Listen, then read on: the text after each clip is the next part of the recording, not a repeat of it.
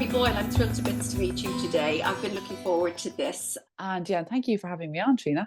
Thanks. Good to see you there. Yeah, so my primary love would be the angels. I love working with my guardian angels and the archangels, and how I connect with them is through my meditation. So that's where I can really get the help and support and the nurturance and nourishment and the crystals. I wouldn't be without them. I was teaching actually a crystal course this morning. So I wouldn't be without them with that. So they all package really well in my own life. I use all that I teach, I do myself. So every Yes. day I do a practice of angelic meditation with crystals, and I try and like live what I teach, as much as I can. Yeah. Yes, yeah, and that's very much a part of you. Anybody who knows you, Yeah. Debbie, will talk about your authenticity, the fact that they can really pick up that kind of energy from you, and that's really what we need. I mean, you just briefly, if you like, I'm always fascinated about your kind of beginning, your and you sort of discovery really of the role of meditation in your life and how you Mm, made that a very dedicated practice. You dedicated yourself to meditation I did. and the Yeah. work that came to you as a result of that. Do you want to just briefly tell us a little bit about that?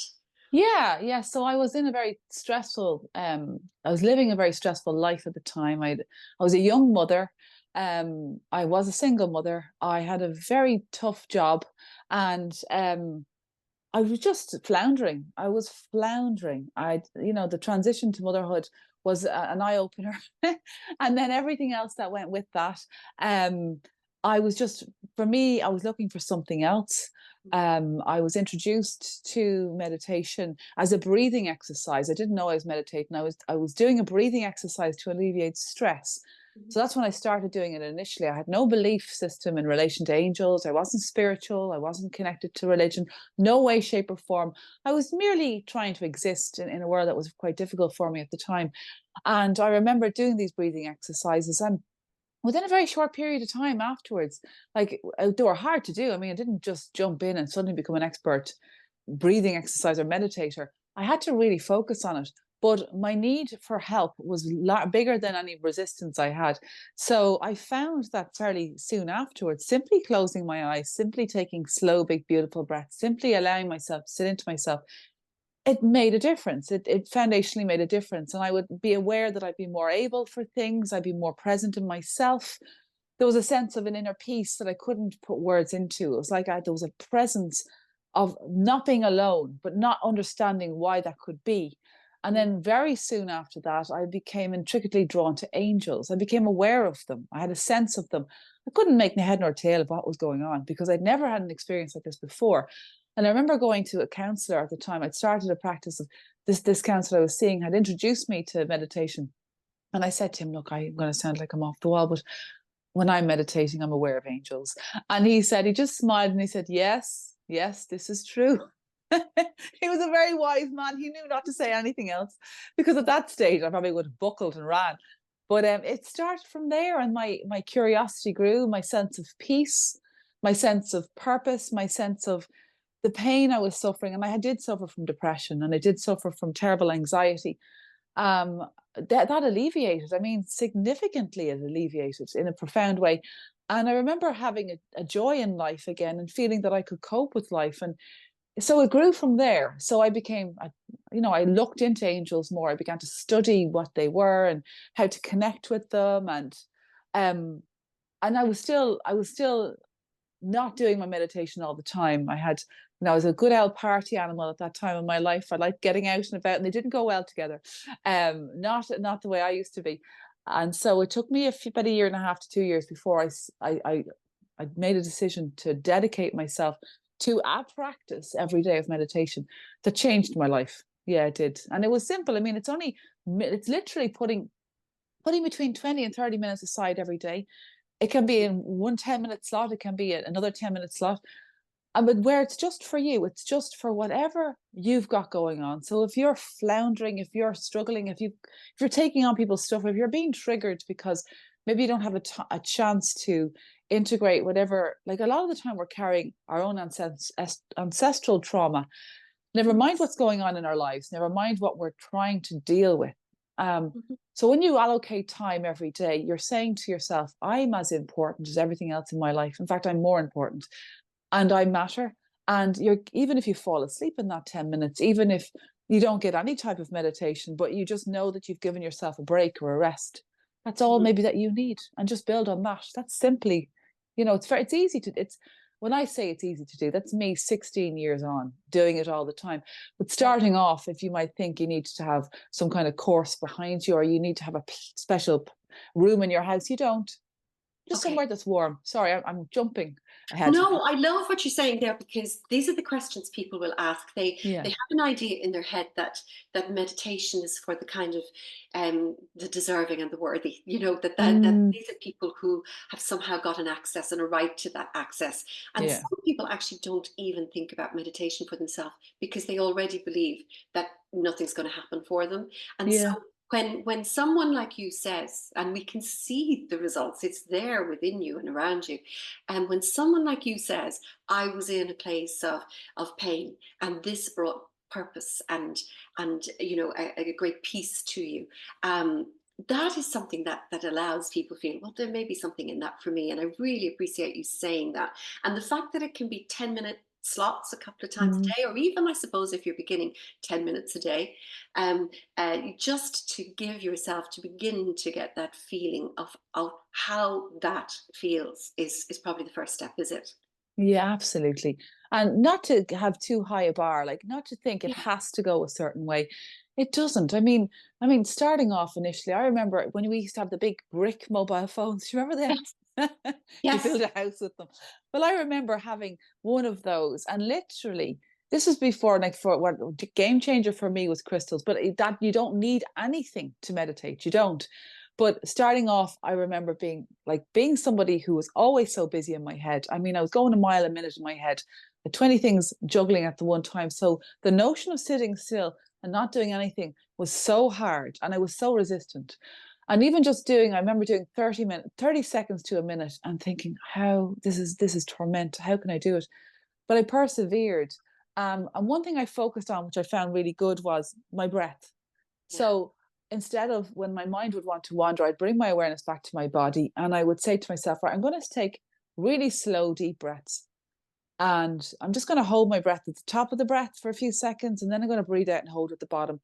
And that alone, and that has been proven as well scientifically to calm the nervous system, but that used to help me no end. Mm. And another practice was imagining a color that I felt I could do with. So if I was very triggered, I would imagine maybe a blue or a green or whatever color felt that it would soothe that sense of panic or stress or fear or depression. I'd imagine a color that would I needed to help me with that. And when I was taking those slow, big breaths, I breathed that color in. Ah. And so it wasn't easy peasy at the start. It took a little bit of time to learn the patience to do it, and not to have an expectation would be a good thing, because you will feel the benefit if you give yourself a chance. It will help you no end. But bearing in mind, sometimes when we decide to meditate, we are so entangled in other people's stuff, in our own trauma, in stress. We are like, a lot of the time, I know I used to get sick a lot. I used to get sinusitis. I used to get really bad stomach issues and everything else that were as a result of stress that was unexpressed and like I hadn't worked through it. So initially, I had all that to work through. In saying that, within 3 months of doing meditation, I was on medication for migraines, for sinusitis. I used to get sinusitis all the time, and I was on stomach medication for digestive system. Like, after 3 months, I never had to use any of those. Oh my Yeah, it was goodness, that's amazing. It wonderful. was amazing. That's such a hopeful thing. And you Mm. were a young, I mean, you were a young mom. You were dealing with Yeah, the whole face yeah, of being involved, getting someone's life, from one stage to the next. I mean, there's no bigger job than that. And so if you could do it, there really is hope for so many of us as well. And also what you've just mentioned there really is hope for people who feel very much that they've become identifying with the issues that they have, with their gut yeah, issues, with their, whether it's because they have anxiety issues or physical, whether it's, what would we say? immune system issues, and lots of other things, inflammation in their body and all of that kind of thing. And Yeah. I'm not necessarily saying it's a cure for everything, but it's certainly a place to start in, with a part of Oh God, yeah. confidence, isn't it? Yeah. Now you mentioned there, and I love it because you mentioned, along with meditation, you mentioned angels and crystals. These Mm, actually came to you, yeah. the wonderful magical world of angels and crystals and all the other things that comes with that came to you as a result of your meditations. It's where it kind of grew organically towards widening your world in that way. So how does that work in your life today? Well, yeah, so that's a good question. And just to say that not everybody has to work with angels or crystals to meditate, just like it was my path. It has transformed my life. I never would have expected, like I didn't foresee this coming. It was like a massive surprise. In saying that, I work with my angels every day. I bring them into my meditation. I bring them into my life. Crystals for me helped me because I was somebody that was so fight or flighty. I was always in my head.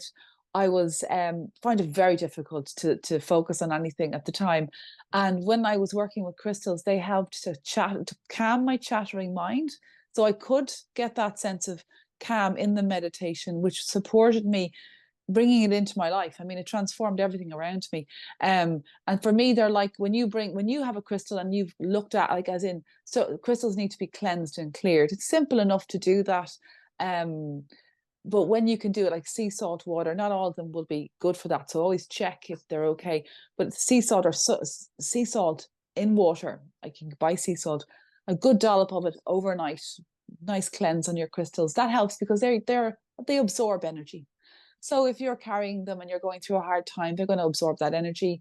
And so if somebody else is looking at it, has a crystal and you pick it up, you're gonna. I remember a lesson I got in relation to crystals, and this is going to sound off the wall if you've never done energy work before, but I can verify it happens. Where I was working with crystals to help heal, I was working on a client and I was only starting with the crystals. I wasn't really, as I am now with them. So I was working with the crystals in relation. She had a headache and I was worked in the healing on the person. And afterwards, anyway, she was grand, the headache was gone, fine. And about a day or two later, I picked up the crystals, having not cleared them. Lo and behold, I got the headache. Do you know? So they can Wow. transfer. Yeah, they'll transfer Yeah. over as well. So that's why we have to be very mindful of what we're working with in that regard, so we clear them and cleanse them, and maybe if there are hours that we don't give them to other people, just mind them ourselves. So, and crystals really are an exciting addition. They're a delightful addition to They our are life. fabulous. Yeah, and not everyone will be drawn to them. I mean, people have different ways. Some people, would be drawn into the sound bath or the crystals, or people love to do yoga. I just love crystals, and I just find, and I know that there's a lot of the young today love them too. They seem to be very popular with our children as well. Um, just to say what my story about the headache, that wouldn't be it wouldn't be a common occurrence in that I was doing an energy healing. I was doing special healing. It was a part of my learning to see, oh, look at that, when the crystals can really help to lift something, and then you can pick it back up if you don't clear them. So don't expect that just because somebody else holds your crystal, you're suddenly going to take on their stuff. It would be advisable, if you do work with a particular crystal for a particular issue or situation, that you just keep it close to you. But I mean, like, if you've got little ones and they're playing with your crystals, I mean, there's nothing wrong with that as well. Yes, I So, understand. yeah. And it is lovely to begin. I got my niece when she turned 10 last year. My niece's baby, little girl, she turned 10 last year, and I got her gorgeous crystal book because she's Oh, fascinated. lovely. For children. I have Yeah. to say, I learned more about now, other than my lovely course. I'm very lucky to have done a lovely course with you, which I really enjoyed and recommend to anybody. But I found, going back over her little book, this book for children, that I was learning so much, from the Yeah. eyes of someone who knew absolutely nothing about them, and it was fascinating. So I recommend actually that we begin giving our Mm, children, an idea of crystals. She's quite empowered going off to school. yeah. You Yeah. know, It does help for yeah, anxiety or fear or stress. yeah. It helps to support them. Anything like Support that them. is Yeah, good. yeah, exactly. It is. Now, you also mentioned angels, and this Yeah. is that big, beautiful, gorgeous area, because I think people have a sense of their angels. But Mm. often they don't trust that because they think, "Oh, it can't be real," you know? Yeah. And in fact, so how would you recommend to people that they begin to explore that in, in a way that is, something, as I think you've mentioned before, some people can be quite frightened about the notion of, Yeah. It having sounds angels. Yeah, exactly. It's something different or unusual. First of all, the angels will never ever want to frighten you. So if ever they connect with you, they're going to do it in a way that feels at the time it's very normal. It won't feel scary or different. It'll be like, oh, having an awareness or a sense of something, but it's not going to be scary. yeah, That's the last thing they want to do. They exude the radiance of love, so they only want to communicate in that way.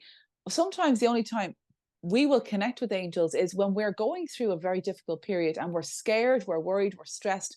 We really could do with divine intervention, and then we'll lean right into them then. But oftentimes when things are going well, many people won't be considering them. They'll be just busy doing whatever they're doing. And they never leave you. They're continuously available. No matter when you call them, they're always there. And they will always connect with you. There's different signs that angels connect in for, and the one thing I've realized and learned over many many years of teaching about guardian angels, archangels, is there's never one definite sign that you can say, aha, that's a true, because no matter, depending on how you are, how you're wired, what way your gifts are, what way you see the world, you're going to have a different experience that you could say without a shadow of a doubt, my God, that was angels, but someone else might not realize it or even have noticed. But the common ways would be, some people say seeing a white feather out of nowhere. You're in. I remember in work one day, I'd cycled into work and this is before when I worked in my old job, and I was getting myself dressed and ready, and I had something going on in my head. I was in the shower room. It was no windows in this place. It was only a little cubicle. And I remember out of nowhere from the ceiling, this white feather landing. And I was like, right, okay, well, there was no way, where had it come from? It wasn't there. So yeah, obviously it was somewhere, it just fell down out of the ceiling or whatever. But for me, that was my sign. It was a yeah. reassurance. Other people will see it when they close their eyes and maybe they're doing their meditation. They may see a bright light in their mind or sense a lightening of the energy. Some people will get a beautiful smell when your angels are around. There would be no source to it. I mean, it would be something that you couldn't find in your environment, but it's a beautiful smell, and that can be a way of that's either a loved one or an angel saying, "Hello, we're here with you. You're very safe. You're loved, and we support you." So there's so many different ways. I mean, yeah, depending on how sensitive you are to energy, to how open you are to seeing them, they'll connect in whatever way would be right for you. Maybe having an image in your mind. Like, we don't realize the power of our imagination as well. In that, when I was beginning, and this is going off topic slightly, but when I was beginning to learn about angels and mediumship, I am a medium. I don't normally talk about this, but I would have maybe an image in my mind of somebody that was coming in for for a family member, and I would be imagining it. I wouldn't be fully seeing it. I couldn't say I was having a vision, but I would have an awareness or imagination and describe that, and that would be exactly the person. So our imagination can often show us, knowing that the angels will only ever communicate in a way that's uplifting, Yes. affirming, and loving. They're Hmm. never going to frighten the life out of you. The last thing they want is to push you back into the fear. So if it's a thing, you'd be incredibly triggered. If something, they're not going to frighten you. Sometimes when we are in dire need, when life is really difficult, when we could do with some type of intervention, something amazing may happen, and we're like, oh my God, that could only have been, somebody from the other side or an angel coming in to support me. And that we often what may happen. So Oh, I just find those stories so comforting. And yeah. what you've reminded me of when I'm really, up until a while ago, I was a very nervous flyer. And on a plane one day, and there was a seat free beside me. The sky was blue. It was a calm flight. It was absolutely lovely, just a short hop to London. And I suddenly felt my grandmother come and sit beside me on the Mm, seat beside me.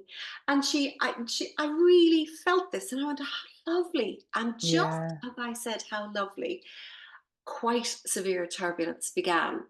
And all I could feel was her saying to me, there's an angel holding the plane, you're safe. And I remember feeling the entire plane being held in what I can only describe as an enormous angel.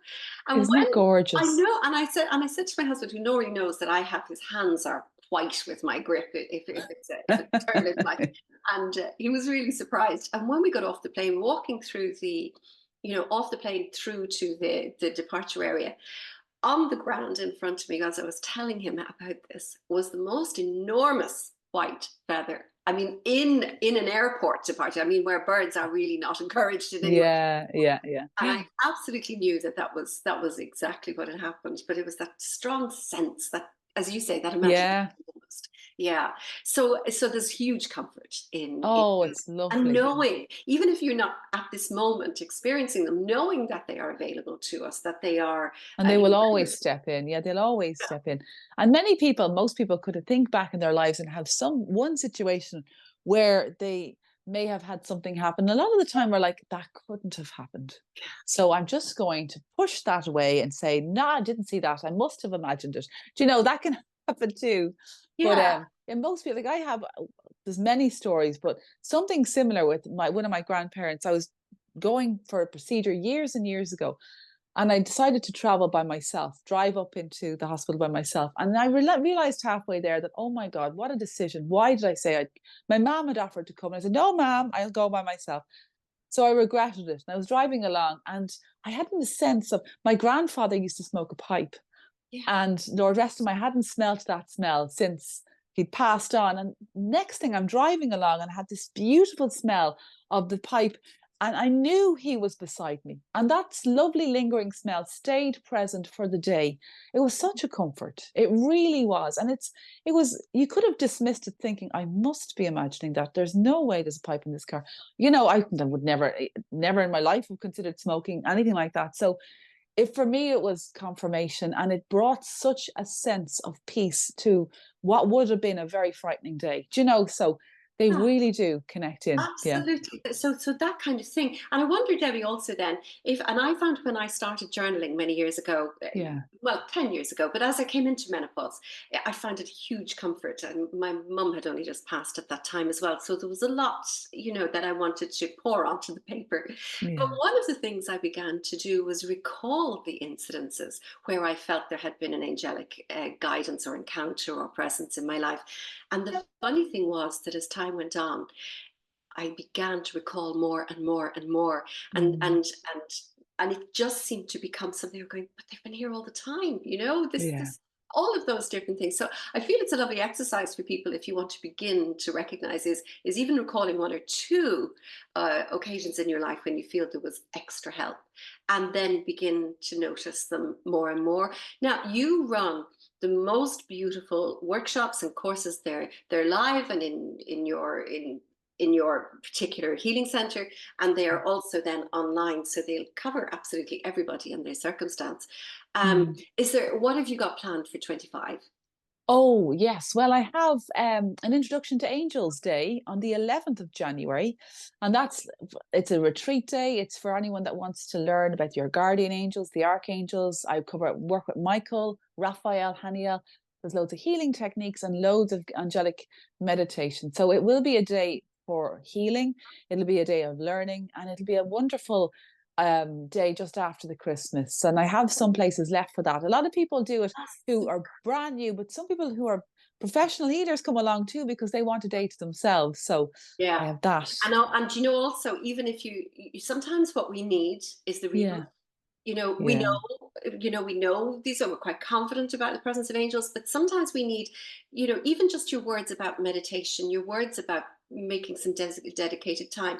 And the lovely thing is you have that on the 11th of the verse, so you've got three ones yeah, in one. yeah, yeah. 111. I know, I Yes, know. I like nice that one. too. Yes, thank you. And Thank that's in you. January, and Yeah. you have a lot more going on at your healing center as well, I haven't do. I actually have a special day for this winter solstice on the 21st of December. It's not a day, it's only a class. It's from 11 a.m. till 12:45, and it's to celebrate the winter solstice. We work with the angels and we set very strong intentions for the next 12 months. And I'm only taking bookings now, so there's a lot of availability there. And it'll set you up nicely coming into the Christmas period. And afterwards, then, and I have a level 1 in January, which is the first level for angelic energy healing. So anyone that wants to train as a healer or develop your healing abilities for your own self or to work with family and friends, I have that on the week after the 11th, so the 18th and 19th. So Oh, wow. This is yeah. a very powerful way to begin at 25. Mm. Oh, I know. You know, we're kind of halfway through. I remember we all remember as 2020 began. We We had such do. high hopes for this decade ahead Yeah. of us. And how was this 10 years going to run? And it kind of went very flat very quickly. Or Yeah. not, you know, it just depends on what that experience was for us. But now we've come halfway. We're into 2025. Wouldn't it be great, you know, if we really do have some, you know, we need an opportunity really to begin again, or to start Yeah. something new, or to develop, as you said, peace and passion and joy in Yeah. our lives. That it's a lovely opportunity perhaps to begin by taking a course that's going to point us in the right direction, help us focus on what we Exactly. need. Yeah. Debbie, and the other thing I wanted to ask you about is that you do the Hill of Tara meditations. Do you Yes. actually go up to the Hill of Tara? Oh yeah, I'm in the Tara Open Studio. Courtney Davis, he's a beautiful artist. I work from his place. So I'm there 3 out of 4 Fridays a month around at 10 a.m. So I love being up there. We do an hour and 45 minutes of a class, and then the class go up and they get their breakfast in the little restaurant afterwards. And some of them go up the hill. It's a beautiful morning. If you have Friday off, and a lot of people take the Friday off, even once a month to come up to me. So it's lovely. It's a lovely day. And Trina, you'd be very welcome yourself up there now. Oh, do you know That's what? it. I'd love that. And actually, I'm just thinking right now, Debbie, because I'm hoping to get this out tomorrow morning, which would be Yeah. great, that you have one on this coming Friday, which coincides with the full moon. Oh, Am I no, I right? don't actually Don't know. Not this. don't I'm worry doing about it. I do family constellations now, which is it. ancestral healing. So Yeah. I'm doing a training course this weekend. But it'll be the Oh, 22nd and the 29th. I'll be up there. Yeah. super. 22nd, 29th, Yeah. and And then the rest of the Fridays actually coming up to Christmas. I'll be there in all December as well. So lovely. Oh, this is very exciting. Really look at the idea of the winter solstice one is great as well. Um, yeah. Debbie, finally, before you go, do you have anything that you'd like to say for somebody right now today listening to you where this would be a completely new concept for them? Now, remember that this is the month of soulful Mm. self-care. And we know that there's a lot to be done, say, just taking care of our body needs, our corporal needs. But what about what would you consider to be the most soulfully beautiful act of self-care that we could do for ourselves in this month? Yeah. Well, do you know, if you are beginning to do something and you maybe never have done anything like this before, even if you could just give yourself between 5 and 10 minutes where you sit down, turn off your phone, make sure you're cozy and comfortable, and be just consider the option of what if my guardian angel wanted to step in beside me now, or where do I need more help and support? And if I could ask, what would I ask for? Just considering those things, trying the meditation, just trying it, even slow, big, beautiful breaths, just seeing how you feel. Give yourself that few minutes, and even till for the next few weeks till the end of November, to try and give yourself that little time every day. Maybe a color that you find really supportive, imagining yourself breathing that in, or call your guardian angel. By the way, they absolutely love to be called. They're continuously guarding, protecting by your side. They want to help and intervene. We rarely, turn back towards them. We do. I mean, I do all the time, but sometimes, well, if you're only beginning, it's not something you think about or consider. They get so excited. I mean, they get fierce excited about this altogether. And it really makes their day. And they go out of their way to try and bring comfort, bring support, lift the heaviness, and maybe align you to a different or higher perspective. They'll do anything they can for you. If you give yourself time, you're taking the first step and they'll take the rest. Oh my goodness, that is just the most beautiful way to leave this, giving people that idea that they will take the rest. All we have to do Mm. is call. And Deborah, thank you, Debbie. Thank you. Thank you so much. Thank you, Trina. Oh, Deborah's fine too. I Thank you, know. Trina. Thank you. I'm really, really grateful to you for being here and bringing those really words of comfort and some guidance in how to move forward. Really appreciate that, and And hope to see thank you. you soon, Debbie. It was a pleasure, Trina. Thank you Okay. so much.